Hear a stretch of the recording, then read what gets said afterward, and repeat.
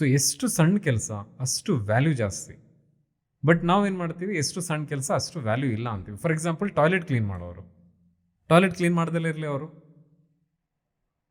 ಹೋಗ್ತೀರಾ ಟಾಯ್ಲೆಟಿಗೆ? ಹೋಗೋಕ್ಕಾಗುತ್ತಾ? ಕಾಲಿಡೋಕ್ಕಾಗಲ್ಲ. ಅವ್ರು ಕ್ಲೀನ್ ಮಾಡ್ತಿದ್ದಾರಂತ ನೀವು ನೆಮ್ಮದಿಲಿ ಟಾಯ್ಲೆಟಿಗೆ ಹೋಗೋಕ್ಕಾಗೋದು. ಕ್ಯಾಬ್ ಡ್ರೈವರ್ಸ್ಗಳು ರಾತ್ರಿ ನೈಟ್ ಶಿಫ್ಟ್ ಮಾಡ್ತಾರೆ ಅಂತ ಹೇಳ್ಬಿಟ್ಟು ನಾವು ನೈಟ್ ಓಡಾಡೋಕ್ಕಾಗೋದು. ಆಟೋ ಡ್ರೈವರ್ಗಳು ಎಲ್ಲ ಕಡೆ ಅವೈಲೇಬಲ್ ಇರ್ತಾರೆ, ಎಲ್ಲಿ ನೋಡಿದ್ರು ಒಂದು ಕೈ ಮಾಡಿದ ತಕ್ಷಣ ಅವ್ರು ಬರ್ತಾರೆ. ಅಷ್ಟು ಜನ ಏನಕ್ಕಿರೋದು? ದುಡ್ಡು ಮಾಡೋಕ್ಕೆ. ಓಕೆ, ದುಡ್ಡು ಮಾಡೋದ್ರ ಜೊತೆಗೆ ನಮಗೆ ಹೆಲ್ಪ್ ಮಾಡೋಕ್ಕಿರೋದು. ಹಾಗೆಯೇ ಒಬ್ಬ ಡೆಲಿವರಿ ಬಾಯ್ 2 ಗಂಟೆಗೆ ನಿಮಗೆ ಊಟ ತಂದು ಕೊಡ್ತಿದ್ದಾನೆ ಅಂದರೆ ಸಿಗ್ತಿರ್ಬೋದು ಅವನಿಗೆ ಸಂಬಳ, ಬಟ್ ಅವನ ಕೆಲಸ ಮಾಡ್ತಿದ್ದಾನೆ ಅಂದರೆ ಈಕ್ವಲೆಂಟು ನಿಮ್ಮ ತಾಯಿ ಥರನೇ. ಅವನು ನಿಮಗೆ ಊಟ ಆಗ್ತಿದ್ದಾನೆ, ನಿಮ್ಮ ಕ್ಲೋಸ್ ಫ್ರೆಂಡ್ ಥರ. ನಿಮಗೆ ಆ ಸಿಸ್ಟಮೇ ನಿಮಗೆ ಹೆಲ್ಪ್ ಮಾಡ್ತಿದೆ. ಬರೀ ಅವನಂತ ಅಲ್ಲ, ಆ ಇಡೀ ಸಿಸ್ಟಮ್ ಏನು ಕ್ರಿಯೇಟ್ ಮಾಡಿದ್ದಾರೆ, ಆ ಟೆಕ್ನಾಲಜಿ ಏನು ಕ್ರಿಯೇಟ್ ಮಾಡಿದ್ದಾರೆ, ಅದು ನಿಮಗೆ ಒಂದು ಹೆಲ್ಪ್ ಮಾಡ್ತಾ ಇದೆ.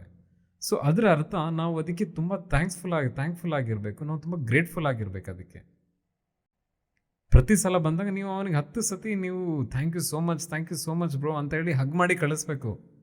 ಸೊ ಆ ಮೈಂಡ್ಸೆಟ್ನ ಚೇಂಜ್ ಮಾಡ್ಕೊಳ್ಳಿ. ಎಷ್ಟು ಸಣ್ಣ ಕೆಲಸ ಇದೆಯಲ್ಲ ಅಷ್ಟು ಜಾಸ್ತಿ ಗೌರವ ಅಂತ.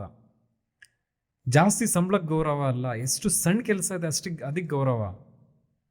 ಜಾಸ್ತಿ ದುಡ್ಡು ಅವನಿಗೆ ಗೌರವ ಸಿಕ್ಕೇ ಸಿಗುತ್ತೆ, ಅವನಿಗೆ ಯಾರಾದರೂ ಕೊಡ್ತಾರೆ, ಬಟ್ ಸಣ್ಣ ಕೆಲಸಕ್ಕೆ ಗೌರವ ಸಿಗಲ್ಲ.